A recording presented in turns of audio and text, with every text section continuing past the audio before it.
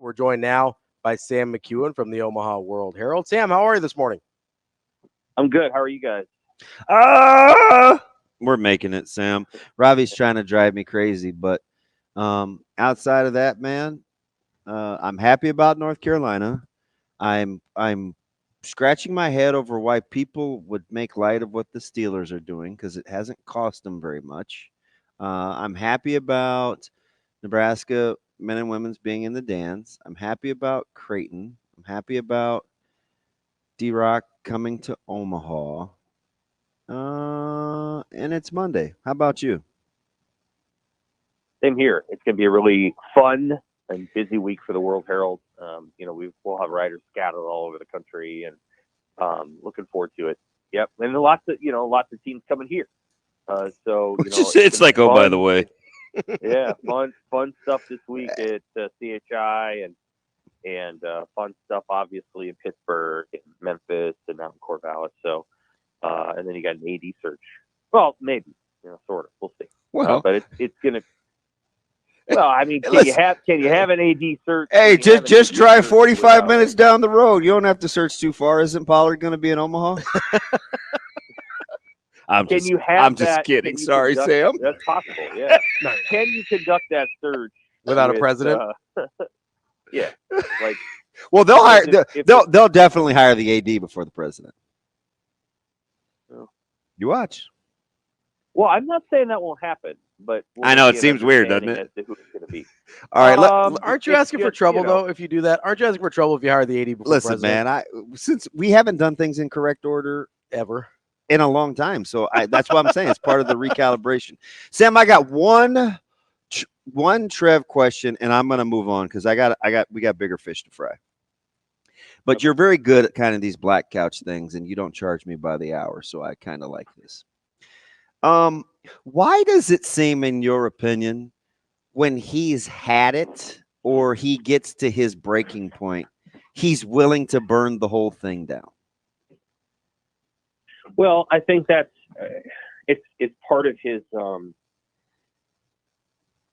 I think it's probably part of his philosophical and ideological makeup. And I kind of laid it a little bit of it out, I thought, in my column that just ran today. So a couple things. One, he's been in the NU system 15 years. He's been the Nebraska athletic director 2.5, but he's been in the system for 15 years.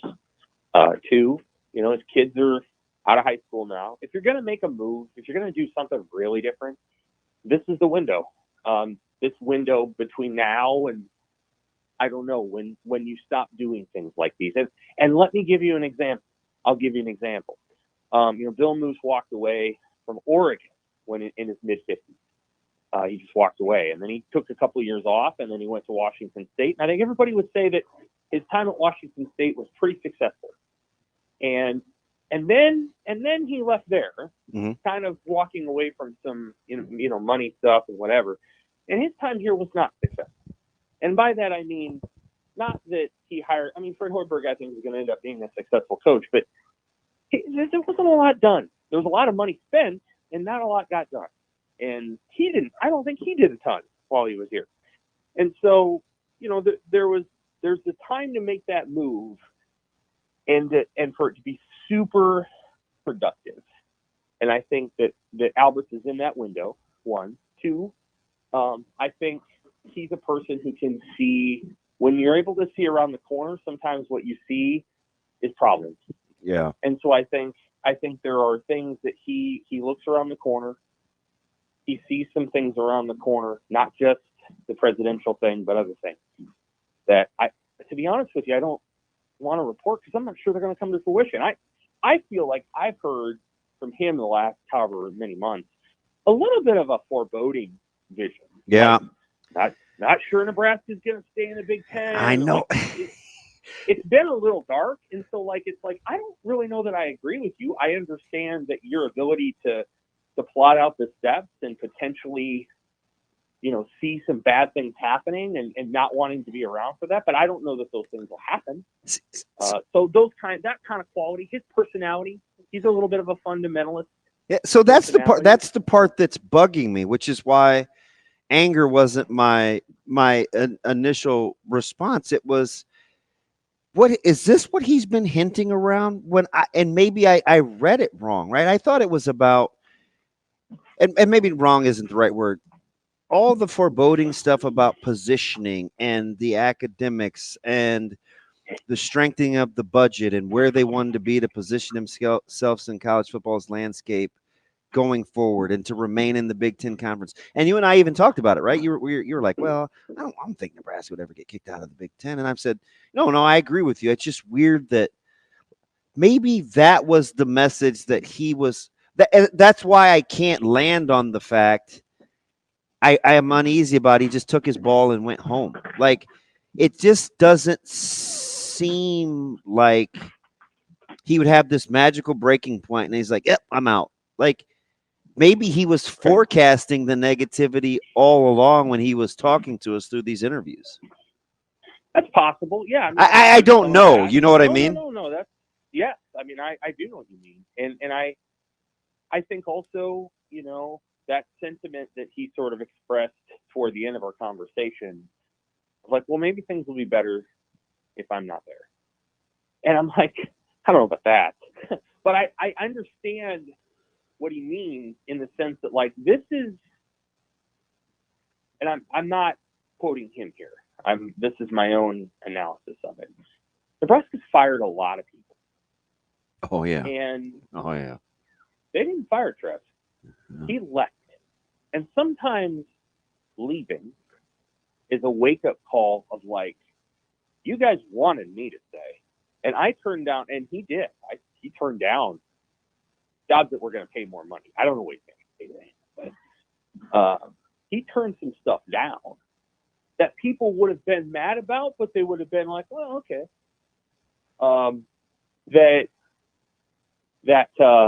That makes this look like, well, this guy just left. This is kind of like your wife leaving.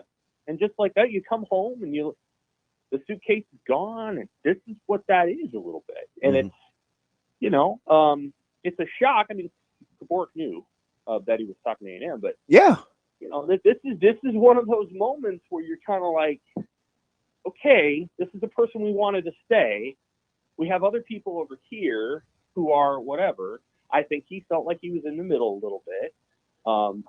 The other thing I wrote today is, like, you know, the irony is he took himself out of the hierarchy of the chancellor's office and he was answering straight to the president, which they don't have. And the other thing that's true is that Nebraska Athletics is now like its own campus. And so its fortunes are matched against the fortunes of the other campuses. See, and so part of what happened is, you know, all the criticism that would have been directed at the UNL chancellor of, like, hey, how can you go out and ask for a $450 million Memorial Stadium upgrade, was then directed directly at Trev, because the UNL chancellor could say, well, it's not me doing this. So preach, because this is what I was trying to connect last week when I said, hey, the good thing that can come. This is why I'm not pro just hammering regents. Right? Do they need to clean up some things? Sure. Do we need to tweak the process? Maybe. But see, they made some concessions for what they thought was the greater good. They just kind of like acquiesced to the individual, not like the idea of what they were really subscribing. It was unprecedented. So they tried to do us a solid, and it blew up in our face. And without a president, Trev was always the one getting the heat. Yes. It broke, but it came out of good intentions. Like, does that make sense to you? Right.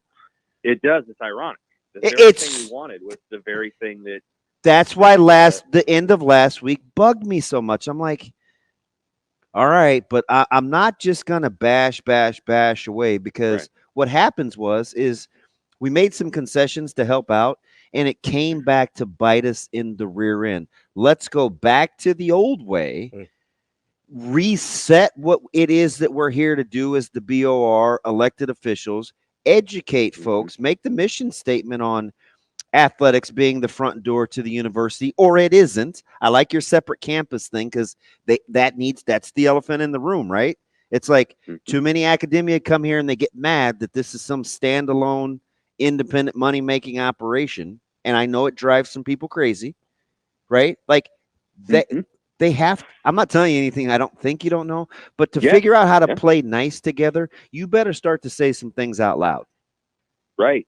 I mean, one of the challenges is now, I mean, the president, whoever that person is going to be, has to be prepared to oversee athletics, Nebraska athletics, and kind of like it.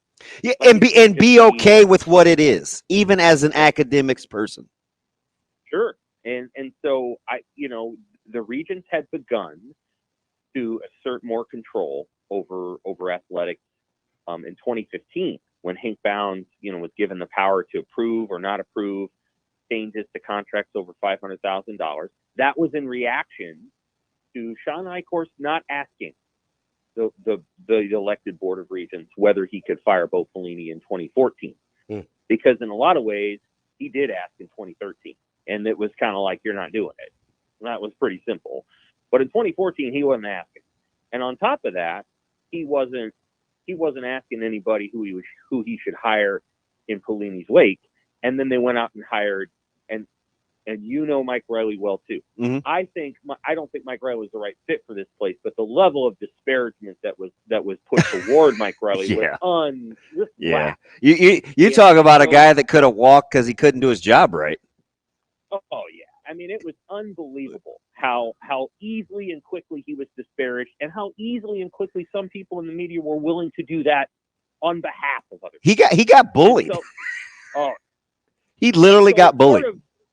Part of everything that was going on in that time was like, we like Bo, we're mad that he's gone, we don't like this person, we're going to change all of our processes, and then in 2017, we're going to go get our guy, and he's going to come back, and he's going to win all these games, and we will be proven right. Yep. And then for various reasons, he didn't win those games. And I probably have more sympathy and empathy for his situation than many people do. I think it was a hard situation, and I feel for him. Wait, are you talking about Frost? Yes, absolutely. He did well. I know, and you obviously understand way more dynamics there than I do. But my point is that the whole thought process was, we're going to level everything that had happened when Eichhorst was here. We'll get rid of all those folks. We will have changed the nature of the relationship between the board and athletics. You're talking about you're talking about the uncertainty that he walked into. We didn't do him any favors. Right. Okay. Well, I mean, I'm not sure we did him any favors with the AD he was paired with, and that's not the. Yeah. Well, we figured out in a hurry. Absolute power corrupts absolutely, right? Right. So the shift that Frost had to deal with from Moose to Trev was just. I mean, it was like 180 degree shift. Yeah. And so, the challenge is, so all of these things were sort of happening behind the background. The whole thought process is, well, Scott's going to come back and win all the games, and he'll effectively be the AD and also the football coach and all these other things. And then that doesn't go well. And then it becomes abundantly clear that there needs to be someone actually running the department, that's like, full goal and ready to do it for 5 or 10 years. And so Moose is paid to leave. Trev is brought in. And in the 2.5 years that Trev was there, I think he really did run the department. Like it was firmly run. Yeah. But now that leads us where we are now, of that, like, hey, everybody's, he became a guy that was in the middle. There's stories out there about, whatever he did at UNO. There's this, there's that. And I think it just becomes, now they need to get a structure where the AD is just the AD and not the person that's, having to try to figure out issues that are honestly beyond the role that they're given. We're talking with Sam McKewon from the Omaha World Herald.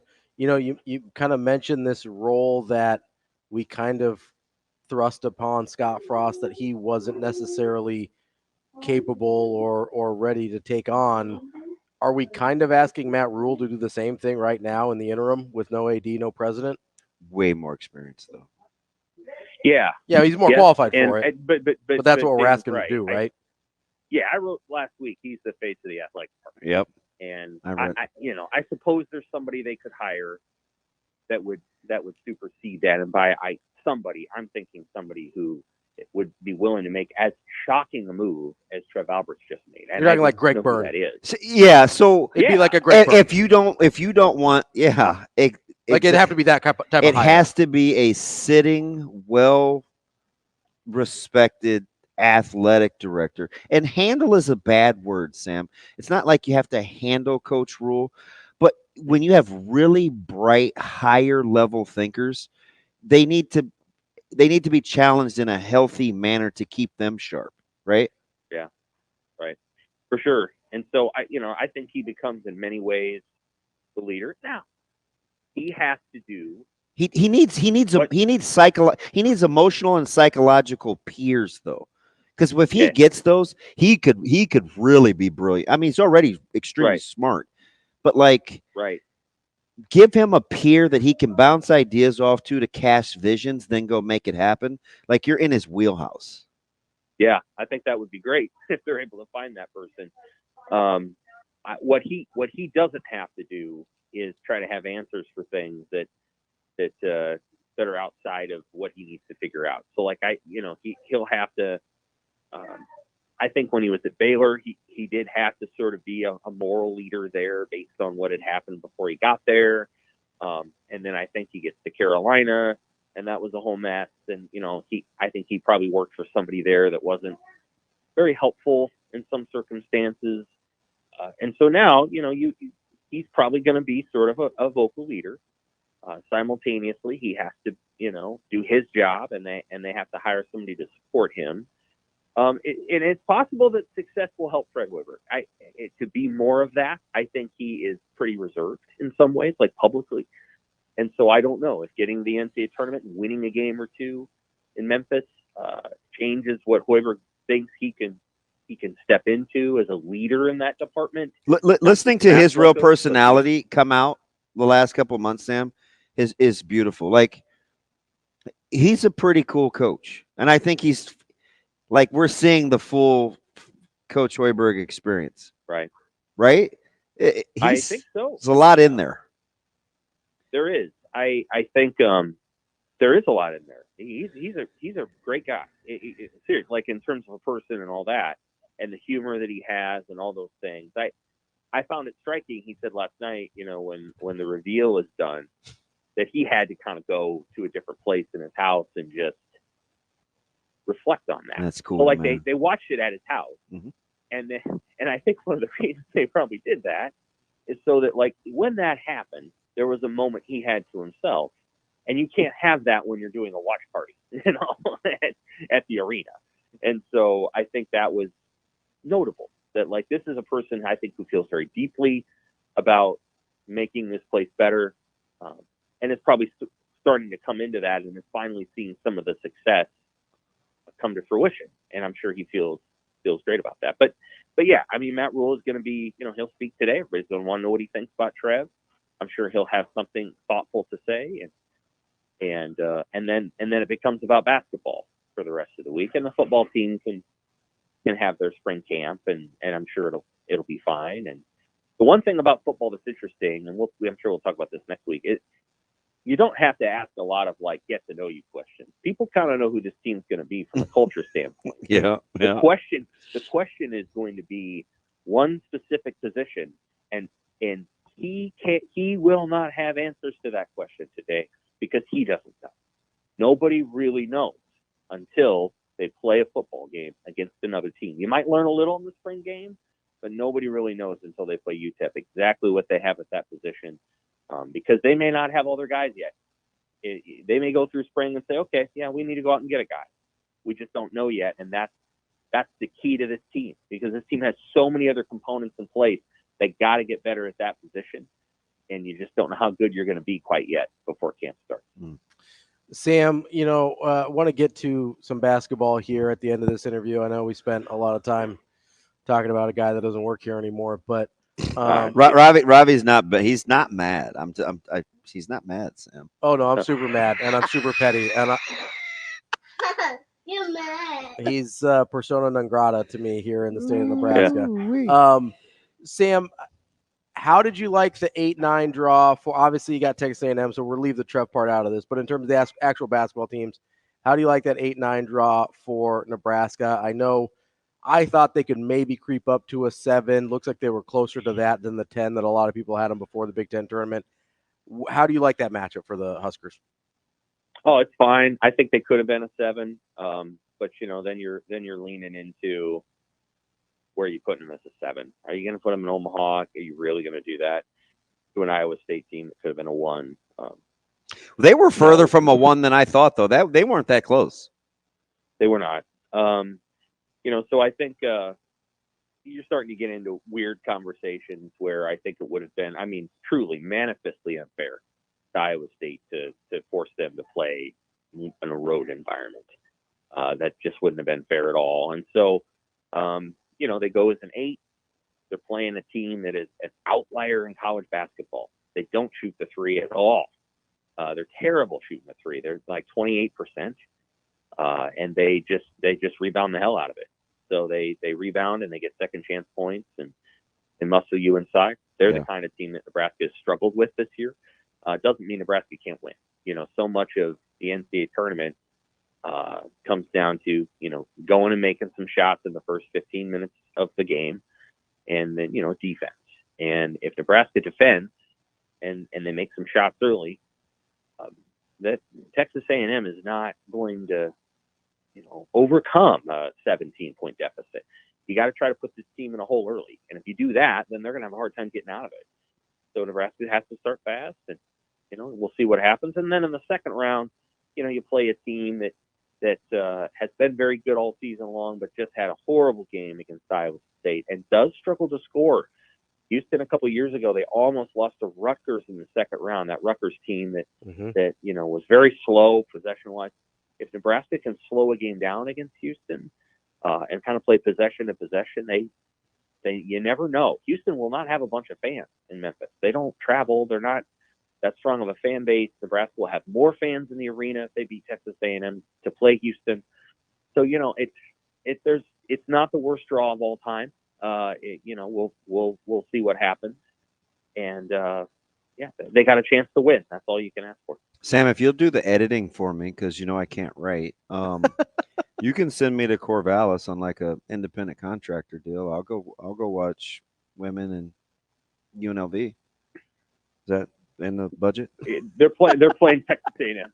Well, I meant up to Corvallis, not UNLV, but up to Corvallis to watch that one. I might get my local teams we mixed got Brent up. Wagner going out there. Brent will do a great job. Oh, tell him it's not personal. I'm not trying to muscle in on his job. I just know Corvallis isn't a fun place to try to get to.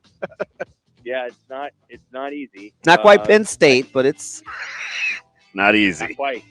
Honestly, not quite Eugene. Eugene's further away than Corvallis. That place sucks. You got to fly to Portland and then go down to Eugene. Yeah. So we'll see what happens with them. I think they've got a chance to win their first game, and do not be stunned if the team that's also in that region, Oregon State, struggles to beat the 14th seed. 14th seed is really good. No. Better than most 14 seeds. And can score. Yep. That's Sam McKewon, Omaha World Herald. We'll be back with more Hurrdat Sports Radio.